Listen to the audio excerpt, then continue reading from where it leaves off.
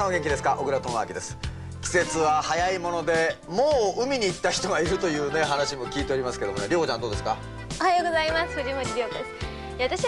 お弁当を持ってこう山の方になんていいと思うんですけど。お弁当持ってね。はい。私も40過ぎましたからね。あんまりそういうのはね、うちでワープロとかパソコンいじってる方が楽しくなりました。さて、今日はですね、CGA コンピューターグラフィックアニメーションを特集してお送りしようと思うんですが、見たことあります？テレビのコマーシャルとか、あとこう番組のタイトルなんかでよくそういうのありますよね。ありますよね。放送終了の時とかね、いろんなのありますが、涼子ちゃんもひょっとしたらあれに近いものがね、自分で作れるかもわかんない。ちょっとこれを見ていただきたいと思います。これね、可愛いでしょ。これプロジェクトチームのね、動画というところのメンバーの皆さんが作った CGA なんですけど、可愛い、なんか童話の世界ですね。もう本当そういう感じがねよく出てますよね。でこれはね、よく番組でいう X68000、私なんかが持っているパソコンで作った、そこがやっぱり驚きなんですよね。あ、そうなんですか。でもアニメって作るのってすごい大変ですよね。よくセルにね絵を描いてこういうふうにしてほらパッパッパッパッパッパッパッっていうのを撮っていくわけでしょ。1秒間に24枚の絵が必要なんですよ、フルアニメは。1秒間24枚ってことは60をかけると1分間でしょ。ということは1440枚か。で1時間ってことになると、それをさらに60倍するんだから8万と6400になるのかな。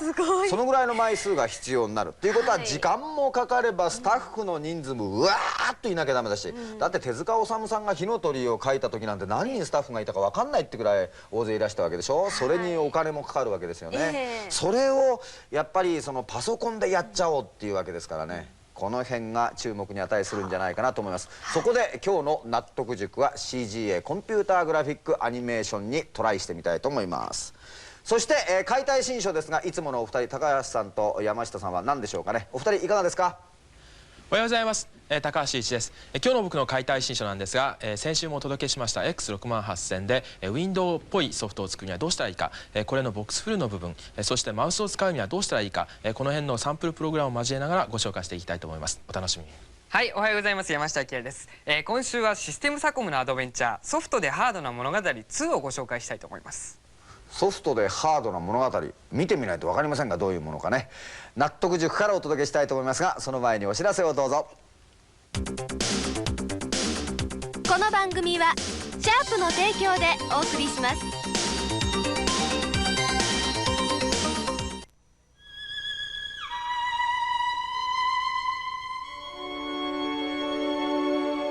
お父さんにお願いします。もっと映画を見てください。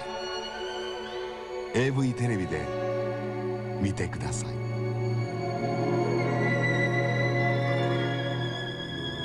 ザ・ AV テレビウィリングシャープ。小倉智昭の納得塾。さてお待たせいたしました。今週の納得塾ですがね、イエーイこのぐらいのノリでやん、いやこのぐらいのノリでやんないとダメ。今日の2人のゲストは若いのプロジェクトチーム動画の小林くんと田口くんです。おはようございます。おはようございます。小林くんはいくつですか今22です。22。パソコン始めて何年5、6年かな。嫌になりますね。私7年ですからね。田口くんはいくつ？僕は20歳です。20歳でパソコンを始めてほんのちょっとでしょ？そうですね。5年、僕も5年ぐらいですね。でこのプロジェクトチーム動画っていうのはどういう集まりなんですか？コンピュータグラフィックスアニメーションに、興味のある人が集まってみんなで何かやろうということで始まったんですが、最初は大阪大学コンピュータクラブと京都大学マイコンクラブの人たち人間で始まったんですけども、最近はいろいろなところで協力してもらってます。大阪大学と京都大学ですね。すごいですね。獨協大学の卒業生の私は太刀打ちできるわけがないんですけど、この動画っていうプロジェクトチームの名前はどこから来たんですか？いや、一応 Do グラフィックアニメーションの略ってっていうことなんですけど、あと一応動画に引っ掛けて一応動画っていう名前にしたんですけど。なるほどね。ということでね、若い割には喋り方はちょっとおじんくさいですが今日の納得塾のテーマはパソコンは夢を可能にするツールだということでですね、先ほど見ていただいたアニメのツールについて話していこうかなと思いますが、早速ですねこの CGA ツールでどうやってアニメを作っていくのか田口君に説明してもらいたいんですけど、かっこいいかっこいい CGA システム動画CGA システムはこのようにコマンドおよびデータファイルを全てオリジナルの Windows システム上で管理しています。マウス一つで簡単に操作できますので、このシステム上から簡単にアニメーションが作ることができます。ということで一番最初に何からやり出すのか。まず一番最初に、物体の形をデザインする CAD というツールを行います。これ4分割になってますが、これはどういうことなんだろう。これが物体を上から見た図で、これが横から見た図で、これが正面から見た図です。またこちらは透視図となっています。なるほどね。また物体はこのようにリアルタイムに回転しますので、実際に作ったものをこう見るのが非常に分かりやすくなります。はい。これ上と横とっていうふうにおっしゃってたけども、ということはこれ 3D になってるわけですよね。はい。実に単純なことを聞きますが、一つの絵を設定してやって入力をしてやると、上から見たところとか横から見たところとか自動的にこれは出てくる。はい、そうです。自動的に制作するようになってます。アニメはだって手書きのアニメは全部描くんですからね。そうですよね。横から見たところは横の絵を描くんですからね。この辺が画期的。はい、これはこれは動きのデザインを決定するツールです。まずこれが物体を上から見た図で、これが横から見た図です。はい。これが視点で、これが視野になっています。そこに物体を表示することによって、どのような画面が見えるかっていうのが、こちらの画面に表示されます。なるほどね。でこれを動かすんでしょ。そうですね。まず動きのデザインと色のデザインと形のデザインが終わったら、今度は動画を作るツールに引き渡します。はい、だいたいこれ物体一つが100個の面からなってますけれども、だいたいこれで今ご覧になったぐらいのスピードで表示できるようになってます。今ここに現れてる映像ってのはこれは何を意味してるんでしょう。これはですね、アニメでいうところの1枚ずつの動画ですね。これを連続に何枚か書いておいて、それを連続で再生することによってアニメーションを行います。なるほど。それを実際にどういう状況に見えるか。そうするとさっきの途中で瞬間的にこういうパパッとこういう、ここがさっきの絵だ。なるほどね。大変早いし、そのままそうするとビデオカメラだとかビデオに落としてやれば。そうですね。実際にリアルタイムで動いてますので、直接家庭の VTR につないでいただいたら、コマ撮りの必要なくビデオに落とすことができます。でこれがなんで動くのかと、ね、そうですよね。分かりましたよ、動くのは。さっきの絵が動くのは分かった。なんでこれは動くんですか。従来のソフトっていうのは、1枚の何枚かの静止画をメモリー上に置いておいて、それを紙芝居みたいに切り替えることによってアニメーションをするという方法と、あと実際にリアルタイムで描きながら表示するっていう2つの方法があったんですけれども、パーソナルコンピューターでやるにはどちらも不向きなので、我々としては実際に絵を圧縮して、それをメモリー上に置いておいて、それを高速で展開しながら切り替えるという方式によってアニメーションを行っています。分かる人は分かったと思うんだよな今の説明で。で今までね、お二人はこれでこのツールを使ってアニメを作られてるってのは皆さん分かったと思うんですが、このツールを作ったのもこの人たちなんですよ。だから僕は大変なご苦労があったんじゃないかなと思うんですが、どうですか小林君、その辺なんでこういうものが生まれたんですか。これが生まれる前にちょうど僕がコンピュータークラブ入った頃なんですけれども、その頃に P レポートっていう8ミリの自主制作の映画作ってまして、実写と CG と合わせたような映画を作ろうとしたんですね。でコンピューターを使って、パソコンなんですけども、それで計算させて8ミリですからコマ撮りできますから、真っ暗な部屋でそのディスプレイに8ミリ向けといて、それで、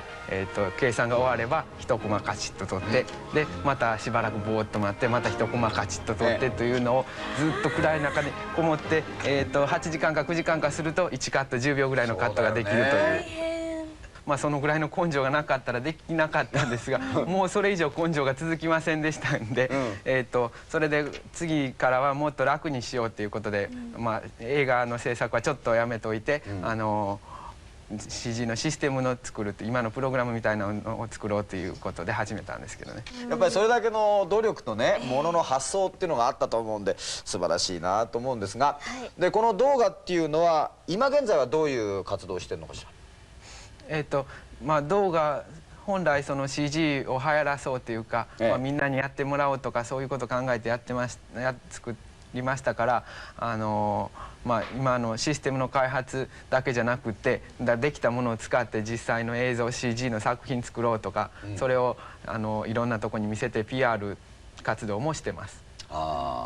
結構皆さん楽しそうにやってるんですけど、それが近い将来実益となってね、非常に有効に彼らの人生をうまい具合に変えるんじゃないかななんて僕は思いますけどね。素晴らしいね。そこで動画の他のスタッフの方にもちょっとお話を伺ってきましたのでご覧ください。大阪大学コンピュータークラブの2回生とプロジェクトに参加したばかりの1回生に現在の活動やプロジェクト参加の理由などを伺いました。大阪大学では CGA システムの CAD を除いた部分のほとんど全てのツールを、制作しました。一番苦労したところといえばアニメーションのやっぱしこの命というのはそのスピードですから、いかに速いアルゴリズムを探すかというところに一番苦労しました。実写と重ね合わせたものを作ってみたいと、今そういう話があるんですけども、映画みたいなのを作ろうという、タイトル用の絵をお絵かきソフトで描いたりとか、少しだけ何かのデザインの絵を描くとか、それをしたいと思います。 CG も面白そうだなと思って入ってみたんです。そしてここに入っていろいろコンピューターいじってるうちにプログラムの方の先輩とかに教えてもらってるんですけど、でそれが今一番面白いことになってますけど。確かにやってることはすごいんですけど、すごい面ばかり強調されても困ると。すごいけどでも簡単にできるんだってこと。映像制作なんて本当に簡単にできる。みんなやってほしい。だからこのシステムを作ってあると。映画作りたい人はとにかく来ましょう。やっぱり自分で作ったものが動くっていうことは素晴らしいことだと思うんですよね。ここにはそういった夢がありますから。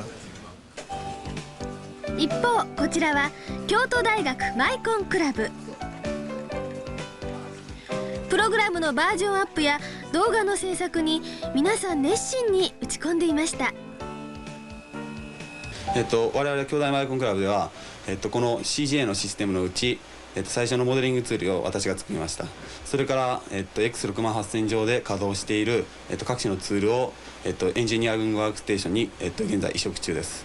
僕はコンピューターというよりもむしろ映像を作るということに関心があってこのプロジェクトに参加したわけです。このシステムになってそのセル画を描くという技能よりもむしろデザインということで映像が作れる、そういうところに絵の描けない僕としては非常にありがたいものがあったと。プロジェクトチーム動画としての新しい試みとして京大ではこのようなコンピューターの画像絵に 2D の手で描いたものを入力するというプログラムを作っています。それが完成すればもっと人間味のある画像が描けるかと思いますので、もっと映像表現が広がるかと思っております。我々京大マイコンクラブとしては今後我々の目玉である CAD のさらなる拡張、それからテロッパーなどの、文字編集などの機能の追加や、他には映像中の音楽などを拡張させていきたいと思います。また我々クラブは非常に人数が多いですので実際の制作にも力を入れ、それを今後ともシステムの拡張に役立てていきたいと考えています。偉そうに言ってたのかね。半分本気だ。半分本気だと。でああいうふうに大学生が集まって結構面白い連中がいて言いたいこと言ってるんだけど、それなりの面白さっていうかメリットがあるわけでしょ。どうですか小林さん。そうですね、いろんな人間がいますから、まあ面白い人間と言われたらそうなんですけども、まあプログラマーもいますし、映像を作りたいって言って入ってきたやつもいますし、それから企画やっていうかなんか面白いことしようというかイベントやろうとかそんなこと考えてる者もいますから、そういうちょっと変わった人間というかでいろんな種類の人間が集まってそれに自分たちがやりたいことに応じて、まあ、適当に動いていりゃなんかできるというか、そういう気がしますね。さっきのうわーっての分かんだでしょ。ああいうノリでねこういうツールもできていくっていうところがね、僕はいいなと思うんですけど、りょうこちゃんなんかどうですか。こういうのやってみたいでしょ。このソフトは動画の人じゃないと使えないんですか。いや、そんなことはありません。このソフトは映像を制作したいっていう人に広く使ってもらいたいっていうことで、また我々としても、営利団体ではないので、まあ、できればカンパと実費程度で8月ぐらいに配布したいとは考えてます。そこまでね自分がやってみたいっていうふうに思うようになったのはこのパソコンサンデーの中であなた成長したんだね。こういう若い人を見るとやっぱり刺激受けるでしょ。僕なんかたまりませんもん、こういう若い人たちにこういうものをパッとね、見せつけられるとすげえなと思っちゃうんですが、自分でね作ってどんどん開発をしてでそれに自分がタッチしていってさらにそれを広げていくわけでしょ。素晴らしいことじゃありませんか。夢を可能にするツール、パソコンは魔法の機械なんてことを昔はよく言ったんですが、魔法っていうのはちちんぷいぷいでできるんです。パソコンはちちんぷいぷいじゃできません。やっぱり自分たちが夢を持ってねそれを実現するために頭を働かせるマシンだなと思うんですが、小林君、田口君、今日はどうもありがとうございました。これからも頑張ってください。ありがとうございました。さて、後半は今のお二人がそのまんま成長して3、4年経ったという高橋君と山下君の登場です。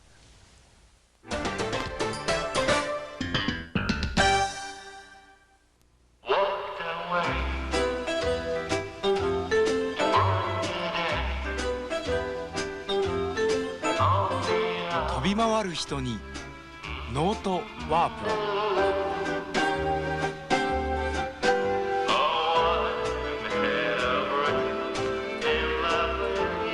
スケジュールや住所録も管理できるノートワープロ。 Beware シャープ。7カ国語会話格言集国語辞典に英和辞書電話帳住所録占いカードこれもカードこれもカードこれもカードこれもカードこれもカード続々 IC カード続々面白い電子システム手帳続々 Beware シャープ。パソコン解体新書。さてお待たせいたしました。パソコンサンデー続いてのコーナーはパソコン解体新書です。まずは高橋さんお願いします。はい、今日の僕の解体新書なんですけれども、先週からお届けしています X68000 でウィンドウっぽいプログラムを作るにはどうしたらいいか、これについて、続きの部分をご説明していきたいと思います。今日はもうちょっと簡単な部分でこの、ボックスフルの部分、そしてあとマウスが、必要ですけれどもその部分どういうふうにしてプログラムを作ればいいか、その辺のところをやっていきたいと思います。今のボックスフルの処理はどういうふうになってるかというふうなところを、お見せしていきたいと思うんですけれども、本当68000のこの XC にもですね TXX ラインっていうですね、そういう、命令といいますか関数がありまして、あるいはこのボックスフィルのタイプのやつもあるんですけれども、実はこれも文字の場合と同じでして、プレーンが1つしかサポートされてないんですね。ですから本当にこういうソフトを作っていくには、プレーン2つやっぱり使いたいですね。細かな色とか表示したいですからね。というわけで、4色ぐらいは使いたいということでこういう関数を作ってみました。それが、tfill という関数なんですね。それを利用するためにですね、構造体の、X ライン PTR という、タイプのですね、XP という変数を宣言してるんですね。これをこの中で使っていくんですけれども、この tfill っていう関数は、X 座標 Y 座標ですね、左上のところ、そして XX っていうのはこの長さですね。YY も長さ Y 軸方向、C は色ということなんですけど、この色の部分が普通ですとできない。利用できないということなんですが、これは利用できるようにしたということです。で下の方はどういうふうになってますかというと、最初に X 座標っていうのをこの先ほどの構造体の XP っていうこの変数に代入するわけですね。その次に Y 座標も代入して、それからもう X の長さっていうのも代入してしまうわけです。そして横に一列パッと線を引くという処理を、上から下に向かってずっと行っていくっていうことなんですけれども、それがこの、フォワイルループということなんですね。YY というのをこの、後でマイナスしながらですからね、ずっとやっていくわけなんですけれども、その中で何をやってるかっていうと、アクセスページに0をセットして、そして色のそのビットですね、カラー1とかカラー3の時には 0xFFFF っていうラインスタイル、そうでない時は0ということですから、消すですね、こっちの方はつけるということをやって、それを TXX ラインっていうので横にパッといって線を引く、これをプレーン0とプレーン1と同じように実行して、それで X 座標っていいますか、この Y の方ですね、Y 座標をプラス1して、それをこの Y の長さだけ実行する、繰り返し行うということで、さっきやったようなですね、これですね、今パッと上から下に流れてきますと、こんなようなのができるわけです。それともう一つマウスの方もちょっとご紹介したいと思うんですが、マウスって非常に簡単なんですね。これも下の方にですね関数がありまして MS、SNS というのをですね作ってみたんですけれども、 MS スタットっていうのがですね、まずこのマウスがボタンがどうなってるか、それから相対的にどれだけ移動したかっていう、ここがちょっとくせ者なんですね。それから MS ポスっていうのもあって、これは絶対的なアドレス、座標が分かるわけなんですけれども、例えばこういうマウスカーソルが出ますとね、どこに絶対的にいるのか座標を表すっていうのが MS ポスなんですが、この両方を組み合わせて一つの関数を自分で作ってしまうというふうにやると、簡単なわけなんです。これを実際プログラムをランさせてみますと、これのリターン値というのを表示させていくだけなんですけどもね、非常に簡単なものがありまして。こういうふうになりましてね、マウスずっと動かしまして、で何かボタンを例えば左ボタンを押すと、そうすると今一瞬見えたと思うんですが、ここに1というのがあるわけですね。でこれはずっと押し続けたとしても、今まだ右手も持ってるんですけど、ここの部分は1なんですね。つまり0から1になった時だけ1を返すと、そういうふうに今のところ作ってあったわけですね。これはもちろん右ボタンの時も同じですから、2になってるというわけですね。ですからここが1とか2とかいう数字を返されたらば、そしたらその時の X 座標 Y 座標を読み取って、それがメインメニューのどこにあるのかというのを後で判断して、それから処理に移っていくと大体筋書きが見えてきたと思うんですけど、そんなふうにプログラムって作っていくと分かりやすいんですね。次回はですね、これに今付け加えたようなドッキング作業ですね、そしてその後にはもうちょっと何かプラスアルファのところをお見せしたいなというふうに思ってますんでね、ぜひお楽しみに。1回2回ときて、来週3回目がかなり楽しみになってまいりました。さて続いてゲームの方は山下さんです。よろしくお願いします。はい、今日僕がご紹介するのはソフトでハードな物語の2なんですけど、2っていうからには当然1もあったわけなんですが、前作では主人公のヒロシ君っていうのがいましてね、彼のお父さんが病気で倒れちゃって、その代わりにソフトハウスの経営をね、切り回して大ヒット作を生み出すまでを描いたアドベンチャーゲームだったんですけど、今回はちょっと面白いゲームに仕上がってるわけなんですね。ゲームのストーリーの方はですね、前作の続きになってまして、ヒロシが再び、モカシステムというソフトハウスに戻ってシナリオライターとしてヒット作を生み出せるかっていうゲームなんですけど、ただ、途中でねヒロシのことを慕って石田理恵という謎の女性が入ってきましてね、彼女がいろんな問題を引き起こすわけなんですね。で彼女の正体が果たして、何者なのか、それからガールフレンドの美奈子ちゃんと、それから新たにアプローチをかけている沙織ちゃんとの三角関係はどうなるのか、さらにはソフトが大ヒットするのかという、その辺をゲームを進めながら見ていくわけなんですけど、前作はね割と簡単めでして、どなたでもエンディングまでいけちゃったんじゃないかと思うんですけどね、今回はですねちょっと難しくなってましてね、一歩間違えるとゲームオーバーになっちゃったりしますんで、その辺気をつけていただきたいと思うんですけど、一番注目していただきたいのが、とにかくパロディが旺盛ということでしてね、例えばですねオープニングこれなんですけどね、源平とオマデンってありましたよね。あれをご存知の方は笑っていただけるんじゃないかと思うんですけど、さらに先の方へ進むと、ニュースターミナルの米広なんていうのも出てきましてね、なかなか笑えるんですけど、ゲーム、特にアドベンチャーゲームとかロールプレイングゲームって言いますとね、どうしても割とカチッとした世界のものが多かったんですけど、たまにはこういう軽い感じのコメディなものもねいいんじゃないでしょうか。私はこういうソフトは好きですね。りえちゃんとか沙織ちゃんとかそういう名前が出てくるだけでなんか嬉しくなってしまいますが、さて、最後はソフトプレゼントです。はい、今週のプレゼントはこちらです。ヒストリー・オブ・エルスリードを抽選で5名の方にプレゼントします。ソフトの解説は山下さんお願いします。はい、このヒストリー・オブ・エルスリードは他機種に比べるとね、いろいろな点で細かくバージョンアップされてるって確か先週の解体新書でねご紹介したと思うんですけど、具体的にどういうところが変わってるかっていうのをちょっとお見せしたいと思います。最初のモード選択でねシナリオなんていうのを選びますとね、独立したシナリオを楽しむことができるんですね。で今ので 1P、2P コンピューターとプレイヤーっていうのを設定しまして、で敵の強さを決めます。そうするとこんな感じでシナリオがいっぱいずらーって出ましてね、下の方におおよその地図が出て、で自分がどれぐらいのパーツがいるのか、敵にどれぐらいのユニットがいるのかっていうのがこれで見えるんですね。でこの他にもですね、コンストラクションっていうモードを使いますと、このマップと敵の組み合わせなんていうのも自由に変えることができましてね、何かと本当遊ぶことができますんで、皆さんぜひこれは応募して遊んでみてください。はい、宛先はこちらです。郵便番号540大阪東局区内テレビ大阪パソコンサンデーソフトプレゼント係までご応募ください。なお番組に対するご意見ご質問もお待ちしています。今日の納得塾いかがだったでしょうか。動画の皆さんがですねお作りになった CGA ツールで、それでこの「スター・ウォーズ」風のね、アニメーションを作って今走っておりますが、だいたいこのぐらいの動きでもって10キロぐらい使っているということですね。だから記憶容量の問題だとか、パソコンでね作るにはいろいろな、これからの問題点もあろうかと思いますけど、でも 68K を普段お使いになっている方だとこのスムーズな絵の動きとかね、速さとかびっくりなさったんじゃないかなと思うんです。パソコンは魔法の小箱じゃありませんけれどもね、夢と現実のギャップを埋めてくれるツールだなと私は改めて実感いたしました。でその夢のきっかけがね、こういうアニメーションであってもいいし、私なんか今音楽に凝ってましてね、本当前も言いましたけども、鬼太郎になりたいと思ってね今一生懸命いろんなことやってるんですよ。なかなか鬼太郎までいけませんね。与太郎がいいところかも分かりませんけれども、なんかやりたい人積極的にアタックをしてみてはいかがでしょうか。さて、来週はですね個人のデータベースというものをちょっと考えてみたいと思いますが、個人でいろいろデータベースを作っている方などをご紹介していきたいと思います。それではまた来週お会いしましょう。今日はこの辺でごきげんよう。さようなら。さようなら。